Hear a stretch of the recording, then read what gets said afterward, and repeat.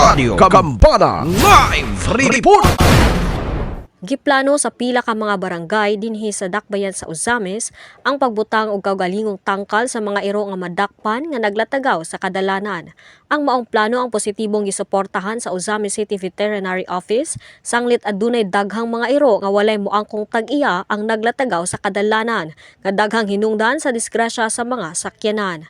Kalabot niini gipahayag ni Ozames City Veterinary Officer Dr. Lourdes Calyao nga gikinahanglan sa mga barangay ang saktong training alang sa pagpangdakop sa mga latagaw nga iro.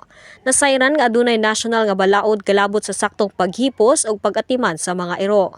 Mamahimong makaangkon og dakong penalidad ang tag-iya sa mga iro nga mao'y hinungdan sa disgrasya ug uban pa. Kanya na ay mga barangay nga nagpadayag nga maghimo sila o kanang kaugalingon nga mga tangkal sa iro ba kay ilahang gi-exclude nga kanang sila na lang ang mudakop dahil utang nila sila ang matangkal. So amo kong gidawat nga positive na siya nga aspect nga mutabang na mga barangay ay labi na kung ma-adapt na gid punto ang atong national law dayon human initial na po isgot sa barangay nga nagpadayagan na i-adapt na lang po ninyo dayon sa barangay kapitan kay para mas mulikon dayon kailangan gid po ta og training dili man ta basta-basta lang udakop no. Alang sa DXDD Radyo Kampana ang radyo sa simbahan, ako si Double D 15 Kimberly Mahinay, danag sa dakbayan.